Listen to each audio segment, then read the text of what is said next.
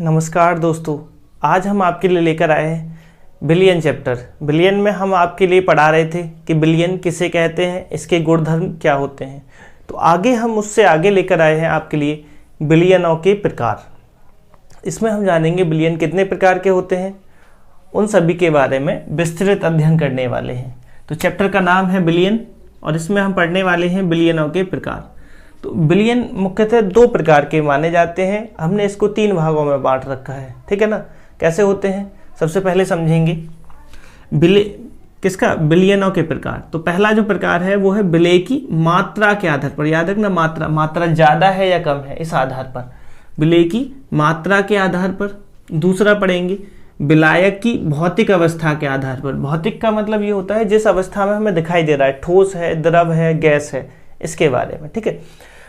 तीसरा इसी से मिलता जुलता है कि विलय और विलायक दोनों की भौतिक अवस्था के आधार पर। पहले हम देख रहे थे सिर्फ विलायक को कि विलायक ठोस है, द्रव है, गैस है। अब हम दोनों को देख रहे हैं, विलय और विलायक दोनों की अवस्थाओं को देखेंगे कि दोनों ठोस हैं, गैस हैं, क्या है।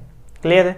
इस आधार पर हमने 3 भागों में बांटा है, लेकिन याद रखना इनके भी कई प्रकार हैं। तो सबसे पहले हम शुरू कर लेते हैं कि विलय की मात्रा के आधार पर सबसे पहला जो प्रकार है वो है तनु विलयन। क्या है? वह विलयन जिसमें विलय पदार्थ की मात्रा, किसकी? जिसको घोला जा रहा है। याद रखना, ऐसे बस चीनी पानी को लेके चला तो ज़्यादा अच्छा रहेगा ना, हमें ज़्यादा मेहनत नहीं करनी पड़ेगी। जैसे ये जल है, क्या है? जल। फॉर्मूला तो याद है ना, H2O।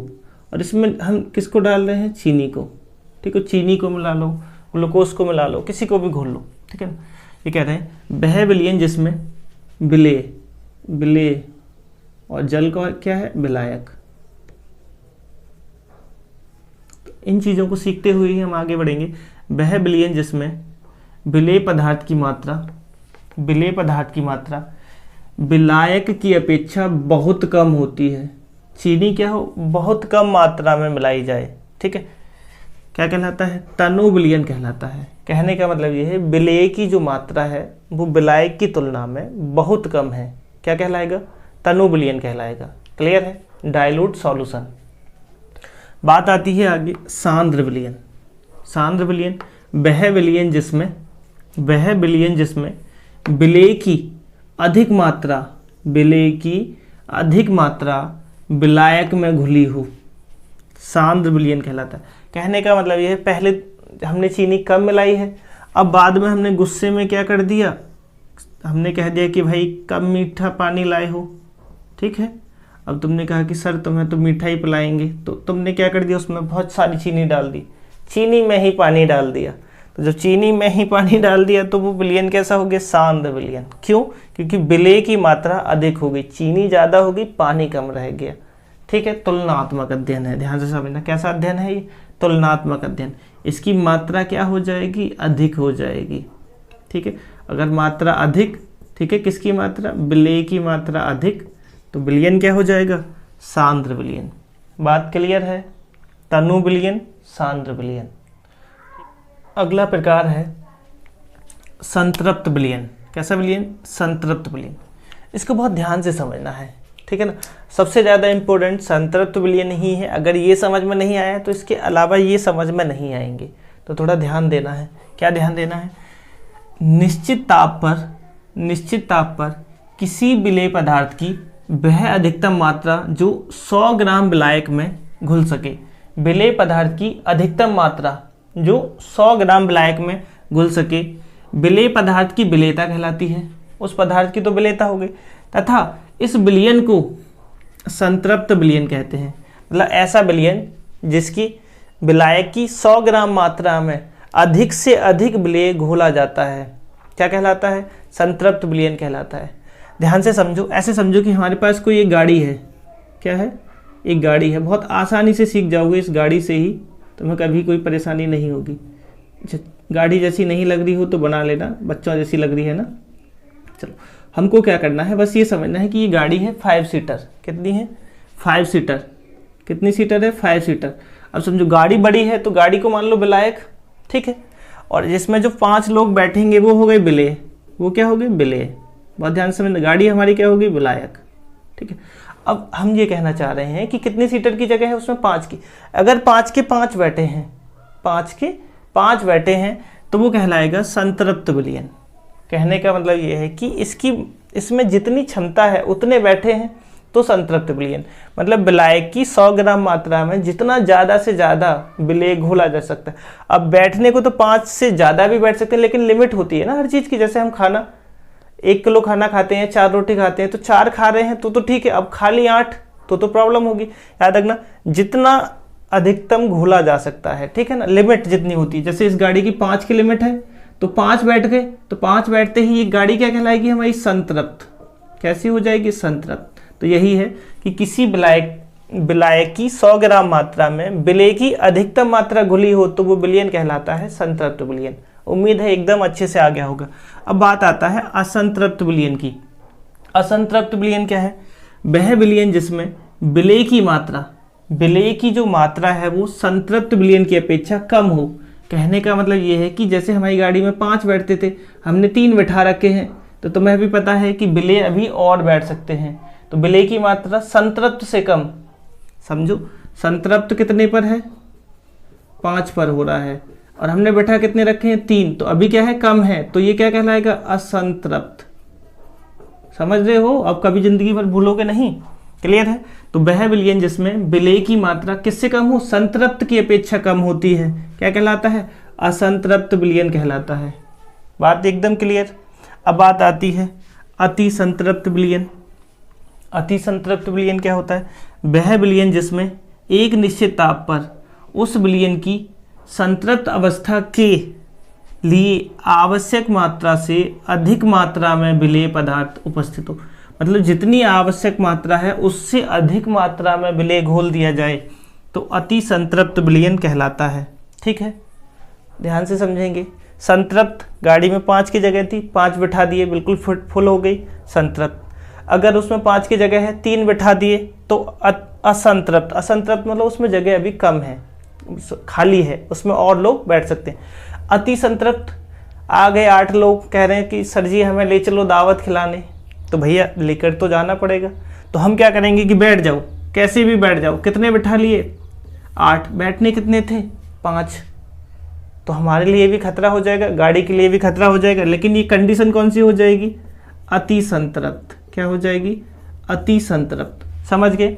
विलेय की मात्रा 100 ग्राम विलायक में अधिकतम घुली हो, संतृप्त अधिकतम से कम घुली हो, असंतृप्त अधिकतम से भी ज़्यादा घुली हो, तो वो क्या कहलाएगा, अति संतृप्त। याद रखना, ऐसे जो विलयन होते हैं वो अस्थायी होते हैं। अस्थायी, अस्थायी का मतलब ये कुछ समय बाद ये टूट जाते हैं। ऐसा हो सकता है हम गाड़ी लेकर निकलें, बाहर कोई पकड़ ले तो हम कैसा हो जाएगा, ये अस्थायी हो जाएगा। सारी बातें क्लियर हैं। टाइप्स पर क्लियर हो गए, किस आधार पर पढ़ रहे थे, विलेय की मात्रा के आधार पर। चलते हैं नेक्स्ट टाइप में। जो अगला प्रकार है वो है विलायक की भौतिक अवस्था के आधार पर। कहने का मतलब ये है कि जैसे हम बात कर रहे थे कि हमारे पास क्या है, जल है, क्या है, जल है, और जल में हमने मिला दी चीनी। क्या मिला दी, चीनी। चीनी कौन है, विलेय, और जल क्या है, विलायक। तो हमको ये समझना है कि ये जो विलायक है इसकी भौतिक अवस्था क्या है। तो हमारे लिए हम ये जो देख रहे हैं ये कैसा है, जल कैसा होता है, द्रव। तो ये कैसा है, द्रव वाला है। तो यही पहचानना हम शुरू करेंगे। सबसे पहले यही आ गया, चलो द्रव विलयन। क्या है, द्रव विलयन। जब किसी ठोस द्रव गैस को, किसको, ठोस द्रव गैस को किसमें, द्रव में घोला जाता है। किसमें घोला जाता है, द्रव में घोला जाता है। तो इस प्रकार बने विलयन को द्रव विलयन कहते हैं। बहुत ध्यान से समझो, किसी भी चीज़ को, जैसे हम यहाँ तो घोल रहे हैं, चीनी कैसी होती है, ठोस। ठोस पदार्थ को हम किस में घोल रहे हैं, द्रव में। अगर किसी ठोस को, गैस को या किसी द्रव को द्रव में घोलें, ठीक है, तो वो विलयन कहलाएगा द्रव विलयन। कहने का मतलब यदि विलायक की अवस्था कैसी हो, प्रावस्था, द्रव हो, तो विलयन कहलाता है द्रव विलयन। क्लियर हो गया। आगे आता है गैसीय विलयन। बहुत सिंपल सी चीज़ है, कुछ ज़्यादा परेशान होने की ज़रूरत है नहीं। क्या है, जब किसी ठोस द्रव गैस को गैस में घोला जाता है। किसी को भी गैस में घोलेंगे तो गैसीय विलयन, द्रव में घोलेंगे तो द्रव विलयन और ठोस में घोलेंगे तो ठोस विलयन। कहने को तो इतना सा ही है, ठीक है। अब पढ़ने के लिए आगे पढ़ लेते हैं। ठोस विलयन, जब कोई गैस, द्रव या ठोस पदार्थ परमाणुवीय या आणविक आकार में, किसमें, परमाणुवीय या आणविक आकार में ठोस में अनियमित रूप से घुला होता है। कैसा होता है, अनियमित रूप से घुला होता है, तो इस प्रकार बने विलयन को ठोस विलयन कहते हैं। क्लियर है। यदि ठोस द्रव गैस की आणविक या परमाणुवीय आकार में ठोस में अनियमित रूप से घुला होता है, तो इस प्रकार बने विलयन को हम क्या कहते हैं, ठोस विलयन कहते हैं। सारी बातें क्लियर हैं। तीसरे पॉइंट पर चलते हैं, आगे चलते हैं। तीसरा प्रकार है विलेय और विलायक की भौतिक अवस्था के आधार पर। किस आधार पर, पहले हमने जाना था विलेय की मात्रा के आधार पर, फिर हमने जाना विलायक की भौतिक अवस्था। भौतिक अवस्था मतलब ठोस है, द्रव है, गैस है।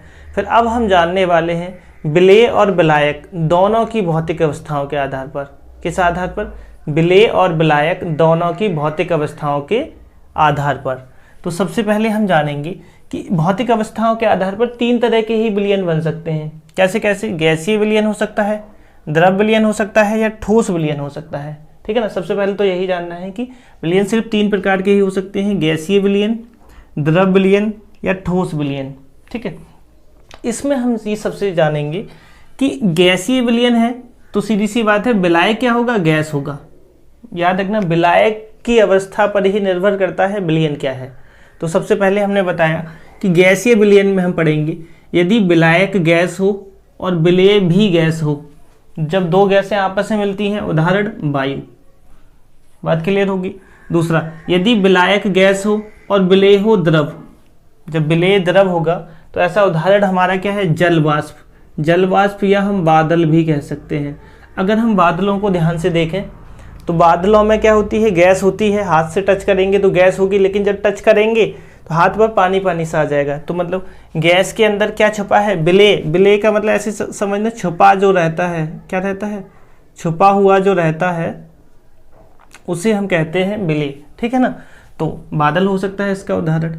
दूसरा आता है यदि गैस में कोई ठोस घुला हो। ठोस घुला हुआ देखते हैं, जब धूल उड़ती है तो होती तो गैस है, लेकिन उसके अंदर क्या छुपा रहता है, ठोस, ठीक है। तो विलायक कैसा है, गैस है, और विलेय क्या है, ठोस। उदाहरण धुआं भी हो सकता है, धूल भी हो सकती है।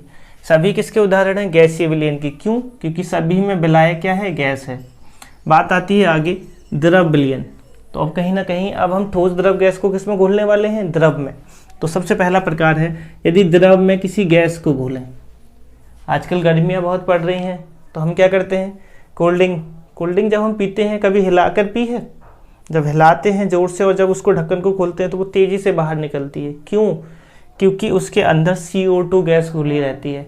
ऐसे ही सोडा वाटर है, सोडा वाटर के अंदर भी क्या होता है, CO2 गैस घुली रहती है। कौन सी गैस, कार्बन डाइऑक्साइड। तो कहीं ना कहीं द्रव में क्या घुला है, गैस। तो किसका प्रकार हो गया, द्रव विलयन का ही। क्लियर है। बात आती है आगे कि यदि द्रव को द्रव में घोला जाए, तो सब लोग जानते हैं एल्कोहल का जलीय विलयन।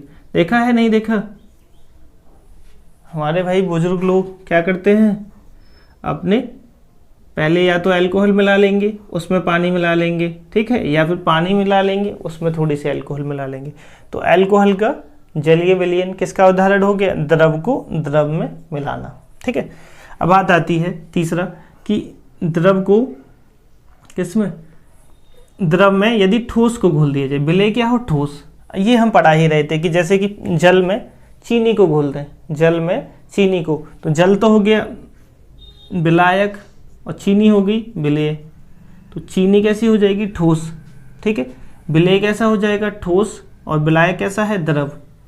कैसा विलयन है, द्रव विलयन। सारी बातें समझ में आ रही हैं। आगे नमक को भी घोल सकते हैं। आगे है ठोस विलयन। ठोस विलयन क्या है, यदि किसी ठोस में द्रव, गैस या ठोस को घोला जाए। तो सबसे पहले हम जानते हैं यदि ठोस में विलायक कैसा हो, ठोस, और विलेय क्या हो, गैस। ठोस में गैस को घोल दिया जाए, ठीक है। ऐसा उदाहरण तो ध्यान से समझना, टाइटेनियम जो धातु होती है वो नाइट्रोजन गैस को अवशोषित कर लेती है, मतलब अपने अंदर किसको अवशोषित कर लेती है, नाइट्रोजन को। तो ये उदाहरण हो जाएगी कि ठोस ने किसको अवशोषित कर लिया, गैस को। आगे, ठोस में द्रव को घोला जाए, ठोस में द्रव को घोला जाए तो ठोस हो जाएगा विलायक, द्रव हो जाएगा विलेय। तो इसमें यह है कि पारा जो है लिक्विड होता है। पारा कैसा होता है, लिक्विड। ये सोने में घुल जाता है, सोना तो सब जानते हैं, पारा जो है वो सोने में घुल जाता है। दूसरी बात, मरकरी या पारा जो है वो सोडियम में भी घुल जाता है, ठीक है। तो सुनना होगा सोडियम अमलगम, तो वो सोडियम अमलगम यही है कि सोडियम का ठोस विलयन है, उसमें क्या है, मरकरी मिली हुई है, ठीक है। तो ठोस में क्या घुला है, द्रव। याद रखना विलायक में घुलता है जो कुछ भी है ना। तो अगर हम पढ़ रहे हैं ठोस में ठोस, तो ठोस में ठोस उदाहरण है पीतल, ठीक है। विलेय भी ठोस है, विलायक भी ठोस है। पीतल सब लोग जानते हैं, हमने कई बार ऑफलाइन बैच में ही पूछा, यहाँ भी हम तुमसे पूछेंगे। पीतल अब तक जानते थे कि किन किन पदार्थों का मिश्रण होता है, तो ध्यान से समझना। तांबा, किसका, तांबा और जिंक, इन दो धातुओं से मिलकर बना होता है पीतल। क्लियर है, सारी बातें क्लियर हैं। अब हम उम्मीद कर रहे हैं कि विलयन चैप्टर की शुरुआत आपकी बहुत अच्छे से हो गई है। अब हम आपके लिए लेकर आएंगे विलयन चैप्टर से संबंधित सांद्रता, जैसे मोलरता, नॉर्मलता, मोललता, इन सभी पर वीडियो, ठीक है। आप इनको ढंग से पढ़ें और एक काम जरूर करें, इस वीडियो को सभी बच्चों को शेयर करें, जिससे कि अधिक से अधिक बच्चे जुड़ेंगे, उतना ही हमें पढ़ाने में ज़्यादा इंटरेस्ट आएगा और हम नई नई चीज़ों को लेकर आते रहेंगे, ठीक है। मिलते हैं आपसे नई वीडियो में। दूसरी बात, आप सभी लोग कमेंट जरूर करें, जिससे कि हमें पता चले कि हम जो वीडियो बना रहे हैं उससे कुछ आपको फ़ायदा मिल भी रहा है या नहीं, ठीक है। तो मिलेंगे आपसे नेक्स्ट वीडियो में, तब तक के लिए जय हिंद।